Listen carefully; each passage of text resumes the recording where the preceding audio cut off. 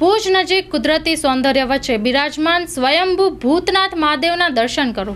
ભુજથી માત્ર 16 કિલોમીટરના અંતરે ભારાસર સીમ પાસે આવેલ પહાડોની પાસે નદીના તટ પર સ્વયંભૂ રીતે બિરાજમાન ભૂતનાથ મહાદેવના અલૌકિક દર્શન માટે ભુજ તેમજ આસપાસના શ્રદ્ધાળુઓ આવે છે।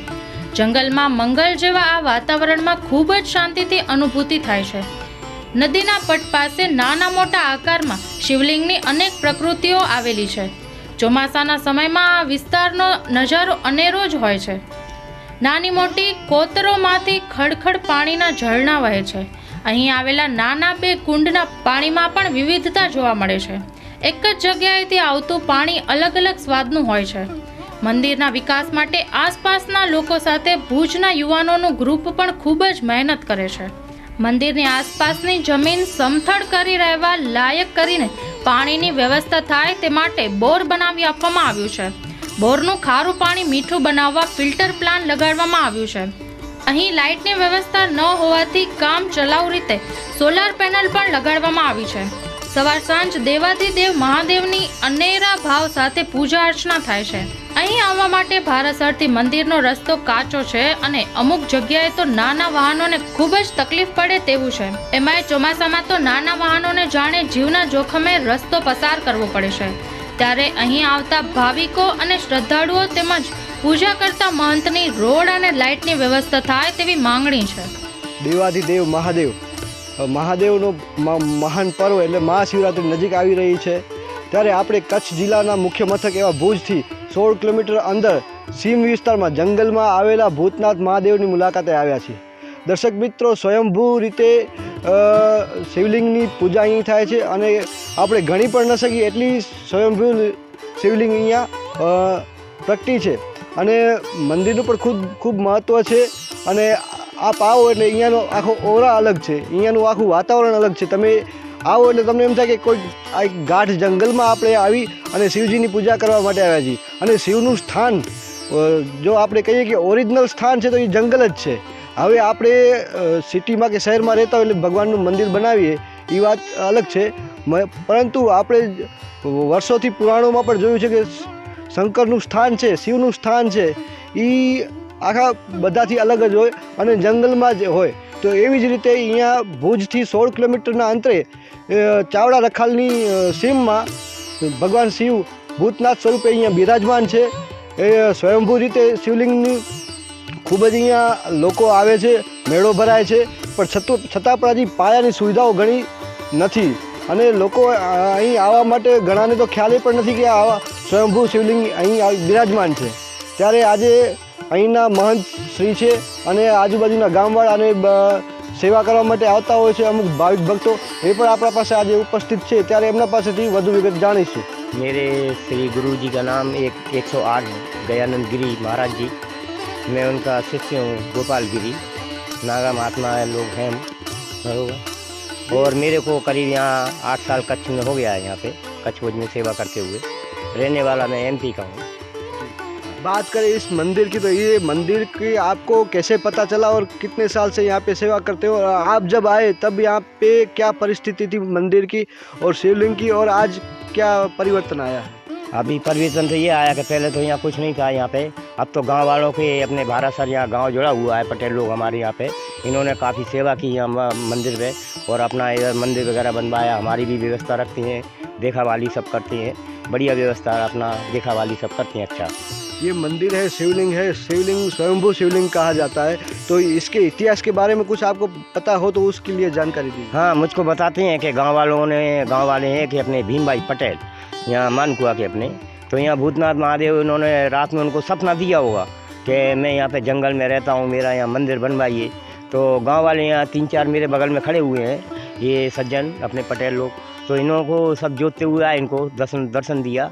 तो ये अपने आए, अपने घूमते हुए इन्होंने यहाँ पे घूमा, देखा, दर्शन किया, तो यहाँ पे इनको शिवलिंग मिला। फिर इन्होंने गांव वालों ने सबने इकट्ठा होकर अपना मंदिर की प्रतिष्ठा कराई, यहाँ मंदिर बनवाया अपना भूतनाथ महादेव के नाम से। तो अभी यहाँ मंदिर में क्या क्या सुविधाएं हैं आपके पास? सुविधा तो क्या है, अपने को जो महादेव का अपन को जो चाहिए अपन को तो दे ही रहा है फिलहाल तो क्या। और सुविधा तो वैसे देखा जाए तो आप लोग खुद देखेंगे, आएंगे तो आपको मालूम पड़ेगी यहाँ बाबा जी के पास क्या है क्या नहीं है। बापू, बात करें यहाँ की तो अभी कौन सी खुट्टी कड़ियाँ है और ये मंदिर का विकास कितना आप अभी चाहते हैं कि अभी इतना विकास हो? हम तो ये चाहते हैं आप लोग हर हर महादेव से भी अपने कि जल्दी से जल्दी हो सके थोड़ा लाइट का जरा व्यवस्था बन जाए और आने जाने का रास्ता जरा हो जाए क्या। और थोड़ा हम चाहते हैं कि छोटा आने जाने का रास्ता हो जाएगा, पब्लिक आने लगेगी, भगत लोग आने लगेंगे तो छोटा एक अपना अन्य क्षेत्र यहाँ चालू करवा देंगे। ये तो महादेव की किसी टाइम पे यहाँ पे 500 वर्ष बताते हैं पहले भगवान ने स्वयं यहाँ देखना, आप लोग खुद देखेंगे आप कि खुद भगवान ने खुद भजन किया होगा तो यहाँ इतनी लिंगी निकली हुई ऑटोमेटिक, आप भी देख के रह जाएंगे कि कितनी है, मैं तो बोल भी नहीं सकता हूँ। बता हज़ारों से भी लिंग निकला हुआ है यहाँ पे नदी के अंदर में, जहाँ आप जाओगे वहाँ नदी नदी लिंगी लिंगी निकलेगा। है एक मेरे पास अभी आया महादेव का कबूतर का जोड़ा का नर और मादा, जैसे अपने अमरनाथ में ऐसे ही आपके देखो हमारे पास हैं, आप खुद देखेंगे हाँ है अमरनाथ का गुफा का जैसा कबूतर। મિત્રો સ્વયંભૂ શિવલિંગના દર્શન તો કર્યા આપણે મેં જોયું, પણ હજી પણ ખૂટતી કડીઓ ઘણી બધી છે।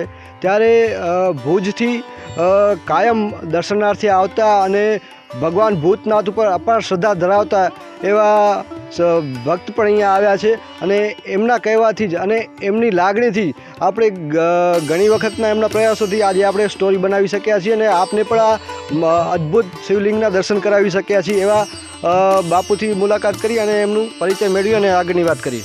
જી બાપુ નામ અને મારું નામ મહેન્દ્રસિંહ વિજય સિસોડા, મૂળ આપણે જુરા કેમ્પ, હાલે ભુજ પ્રમુખ સ્વામીનગર। આપણા અમારા મિત્ર સર્કલમાં અમે સેવકગણમાં અહીંયા બાપુના સંગાતે આવતા ત્યારે બાપુ એક મંત ગોપાલગીરી બાપુ ભૂતેશ્વર મહાદેવની જગ્યા છે। ધીમે ધીમે અમે સર્કલમાં આવતા આવતા આપણને એક અમુક થયું કે અહીંયા એક આધ્યાત્મિક જગ્યા છે। પછી બાપુ કને આવતા આવતા મિત્ર સર્કલથી આપણે અમારું સર્કલ વધતું ગયું કે બાપુ અહીંયાથી સ્થાયી થયા ત્યારે કશું કેવું કાંઈ હતું જ નહીં એમ।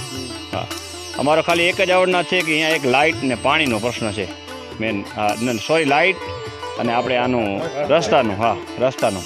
જી રસ્તાની વાત કરીએ તો રસ્તા અમુક એવા નદી નાળાવાળા છે કે જ્યાં ટુ વ્હીલર તો આવું અશક્ય જેવું છે, પણ છતાં પણ ભક્તોની એટલી શ્રદ્ધા છે, એ શ્રદ્ધાના કારણે અમુક ટુ વ્હીલરથી આવે છે, અમુક પગે ચાલીને પણ અહીંયા દર્શનાર્થે આવે છે। ત્યારે આગામી જે ખૂટતી કડીઓ છે એના માટે હવે આગામી આપ શું આયોજન કરશો અને એના માટે કઈ કઈ જગ્યાએ રજૂઆત કરેલી છે? આ વાત રજૂઆત તો આપણે અમુક સરપંચશ્રી છે, પછી આપણે તલાટીશ્રી એમને બી રજૂઆત લાઇટ માટે બધું અરજી બરજી બધું કરેલું છે। એ કે થોડુંક સમય લાગશે એવું, કે સમય લાગશે એવું કીધું। બરાબર છે। રસ્તાની વાત કરીએ તો રસ્તા માટે કોઈ રાજકીય આગેવાનોને અથવા બીજા કોઈને પણ જાણ કરી અને આ જમીન જે છે આ આખું વિસ્તાર છે એ કયા વિસ્તારમાં આવે છે કે કેના અંડરમાં આવે છે? એ હાલે અત્યારે આવે છે આપણે ચાવડકા રખાલમાં, જી બારા પરથી અંદર 2.5 થી 3 કિલોમીટર છે બારાસરથી 2.5 થી 3 કિલોમીટર ચાવડકા રખાલમાં। બરાબર છે। રખાલના ભાગમાં આવે છે। બરાબર। આ અંગે રોડ રસ્તો બને અને સુવિધાઓ વધે એના માટે આપણે કોઈ રજૂઆત કરી? અમારો એક જ ધ્યેય છે કે આ જગ્યા અમને વિકસિત કરવી છે બસ। વિકસિત કરવી છે। દર્શક મિત્રો વાત કરીએ તો ઘણી વખત વેકેશનમાં અથવા પ્રવાસ માટે ઘણા લોકો કોઈ પણ એવા જગ્યા શોધતા હોય છે કે ભાઈ ડુંગરાળ વિસ્તારમાં જઈએ કે ભાઈ ખીણ વિસ્તારમાં જઈએ અથવા ઝરણા વહેતા હોય એવી જગ્યાએ જઈએ। તો એવા લોકોને એક ખાસ વિનંતી છે કે ભાઈ આપ અહીં આવશો તો આપને કુદરતી સૌંદર્ય તો જોવા મળશે, સાથે સાથે સ્વયંભૂ શિવલિંગના દર્શન થશે। હવે અત્યારે ટૂંક સમયમાં જ મહાશિવરાત્રિનો મહાન પર્વ આવી રહ્યો છે। દેવાધિદેવ મહાદેવનો પ્રિય પર્વ એટલે મહાશિવરાત્રિના અનેક લોકો અનેક ભક્તો શિવ મંદિરે જતા હોય છે। ત્યારે આવા સ્વયંભૂ મંદિરની દર્શન કરી અને આપ પણ પાવન થશો અને અહીંયાનો મંદિરનો મહિમા વધારી અને વધુ પ્રવાસીઓ આવે, વધુ દર્શનાર્થીઓ આવે એના માટે જો સુવિધાઓ મળશે અને જો પાયાની સુવિધાઓ હશે તો વધુ લોકો જોડાશે। એના માટે બાપુને કહીએ કે ભાઈ આગામી સમયમાં જે અત્યારે જે સોલારની ને જે બધી કરી છે ક્યાં દાતાઓએ આનામાં સહયોગ કર્યો છે?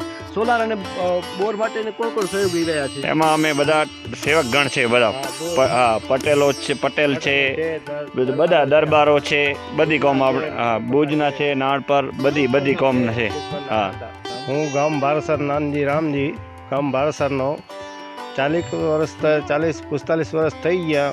ભીમજીભાઈને અહીંયા દિવસોમાં 40-45 વર્ષ પહેલાં એને ધ્યાનમાં મળ્યા, એને ભીમજીભાઈ માનકવાના તો તે પછી અહીંયા ડેવલપમેન્ટ અત્યારે 5 વર્ષ ત્યાં ડેવલપમેન્ટ થયું છે ભૂતનાથ. અત્યારે તો આશ્રમ જ બની ગયો સમજી લો. મહંત એક આવ્યા ગોપાલગીરી કરીને મહારાજ, એને તો ગાયું બાયું હંધું વસાવી લીધું, સોલાર લાઇટ બાઇટ હંધું વસાવી દીધું, કેમેરા બેમેરા, પણ પૂજારી મળી ગયો.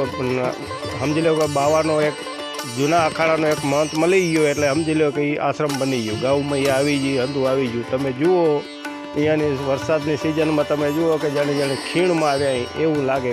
બહુ જ માણસો આવે છે. બાકી એટલું છે કે અત્યારે મંદિર બની ગયું એટલે હરિયાળી થઈ ગઈ અને ગૌમૈયા વસી ગયું એટલે આશ્રમ બની ગયો સમજી લો. બાકી તો હવે વધારે જે દુનિયા આવે તો જુએ તો ખબર પડે કેવી મોજ આવે. મહાદેવને દર્શન કરે તો ખબર પડે. ઓમ નમો નારાયણ. વાત કરીએ તો અહીં શિવલિંગ સ્વયંભૂ છે, કેટલા વર્ષોથી છે એ તો હજી શોધ્યા છે, પણ કેટલા વર્ષોથી અહીંયા સ્થાપિત હતા એ હજી કોઈને ખબર નથી. 40 વર્ષ પહેલાં એમણે શોધ્યા છે કે એને સપનામાં આવ્યા છે અને એમણે શોધ્યું છે, બરાબર. પણ એ કેટલા વર્ષોથી શિવલિંગ અહીંયા સ્થાપિત છે એ હજી કોઈને પણ ખ્યાલ નથી. ત્યારે હવે વાત કરીએ કે માનુકવા ભારાસરથી કરીને અહીંયા સુધી આવવામાં રસ્તાની કોઈ સુવિધા નથી, કોઈ પણ નાના મોટા વાહન તો 2 વ્હીલરથી આવવું એટલે ખૂબ જ તકલીફદાયક છે. આવી સમસ્યાઓ છે ત્યારે હજી ગામના બીજા આગેવાનો પણ છે, એમના સાથે પણ વાત કરીએ. જી જી, રસ્તાનો પ્રોબ્લેમ તો પ્રોબ્લેમ છે. આપનું નામ અને પરિચય. હું રમેશ કલ્યાણ કેરે બોલું છું, ગામ માનુકવા. બરાબર છે. આપ કેટલા સમયથી અહીંયા મંદિરે આવો છો? હું તો 30-35 વર્ષ થઈ ગયા આવ્યો હું. બરાબર, 35 વર્ષથી આવો છો. 35 વર્ષે તો જ્યારે તમે પહેલી વખત આવ્યા ત્યારે શું સ્થિતિ હતી અહીંયા? ત્યારે તો બહુ રસ્તા જ નહોતા સમૂળા. હવે અત્યારે તો થોડીક કાચા પોચા થઈ ગયા છે. અત્યારે માણસ ચાલ્યો આવે રસ્તા, એટલે રસ્તામાં બહુ પ્રોબ્લેમ છે. બાકી બીજો કાંઈ નથી અહીંયા ભગવાનનું. બરાબર છે. રસ્તાની અને પાણીની અને લાઇટની શું વ્યવસ્થા છે અહીંયા? લાઇટની તો ત્યાં આગળ સોલાર બેસાડેલું છે, બેસાડેલું છે અને લાઇટ આવી જાય એટલું. લાઇટને રસ્તો બની જાય તો સમજી લો કે મહાદેવ હે. અને પાણીની વાત કરીએ તો પાણીની તો મહેરબાની છે ઓની, મહાદેવની મહેરબાની. પાણીની તો દુલતનર છે. બાકી તો લાઇટને રસ્તો બની જાય તો સમજી લો કે જબરજસ્ત આશ્રમ બની જાય. પાણીની વાત કરીએ તો પાણી કોઈ કોઈ પણ નળ વાટે આવે છે કે અહીંયાથી તમને અહીંયાથી જ મળે? અહીંયા દાતાર લોકો બોર કર્યો છે. એમાં જ્યારે સોલારની ડીશું છે, સોલારની ડીશું ઉપર જ્યારે જરૂર પડે તો એ ચાંપ દબાવી દે. બોર કરેલો છે નાનકડો, 2-2.5 ઇંચનો પાઇપનો બોર કરેલો છે નાનકડો. એ સોલાર ઉપર જ લાઇટ ચાલે અને લાઇટ પછી રાતના બાવાજીને કામ ના આવે, એ મોટરમાં જ પૂરી થઈ જાય. પછી રાતના જોતું હોય તો મંદિરમાં કે એટલી કામ ના આવે. શું કામ કે સોલાર 3 ડીશ જ છે એટલે. હા, એટલે રાતના પછી દિવસના પાણીએ પણ બગીચાને પાવું કે ગાયોને પાવું એ તો જોઈ જ ને મોટર ચલાવવા. એટલે રાતના એમાં પૂરું થઈ જાય. એટલે સોલાર એ તો ભલે દાતારો થઈ જાય પણ રસ્તો તો આવી જાય. રસ્તો થાય તો લાઇટે આવી જાય એવું છે સમજ્યા. જી, વાત કરીએ આપણે અનેક સેવાભાવી ભક્ત છે એ પણ આવ્યા છે તો એમના સાથે પણ ચર્ચા કરીએ. દાદા, આપણું નામ અને પરિચય. મારું નામ છે શામજી પરબત વરસાણી, ગામ માનુકવા. આપ અહીંયા કેટલા વર્ષથી સેવા માટે આવો છો અને શું કહેશો? હું આમ કેન્યામાં વસતો હતો. પહેલાં હું કેન્યાથી ફરવા આવ્યો હતો તો મારા ભીમજી માસાએ એને મને કીધું, મને સપનામાં મહાદેવ આવ્યા હતા તો હું એના ભેગો આવ્યો. સવારથી નીકળ્યા હતા, સાંજે 6 વાગે પાછા નીકળ્યા અને અહીંયા મહાદેવ મળ્યા અને શિવલિંગના દર્શન હરખી રીતે થયા. અને પછી મારો માસો મને અહીંયા લઈને આવતા, હું જ્યારે કેન્યાથી આવતો ત્યારે તો પછી એ મને અહીંયા દર્શન કરવા લઈ આવતા અને હું એના ભેગો આવતો અને એ પોતે દેવ થઈ ગયા છે. અને ત્યારથી હું અહીંયા આવ જાવ કર્યા રાખું. પહેલાં હું આવતો ત્યારે મંદિર ઘણું ટાઈમ હું પહેલાં અહીંયા આવેલો, મંદિર નહોતું. પણ હું હવે અત્યારે આવ્યો તો હું બધું જોઉં છું કે અહીંયા ચાલી રહ્યું છે, બધું સારું ચાલી રહ્યું છે થોડું થોડું. તો મંદિરના હજી પણ વિકાસની ઘણી ખૂટતી કડીઓ છે, ત્યારે વિકાસની ખૂટતી કડીઓ માટે આપ હવે ભવિષ્યમાં શું કરવાનું ઈચ્છો છો ને શું વિકાસ થાય એ ઈચ્છો છો? વિકાસ તો રોડનો પ્રોબ્લેમ છે ને લાઇટ આવી જાય તો આ મંદિરનું દેવ મહાદેવ દેખાય પૂરેપૂરા.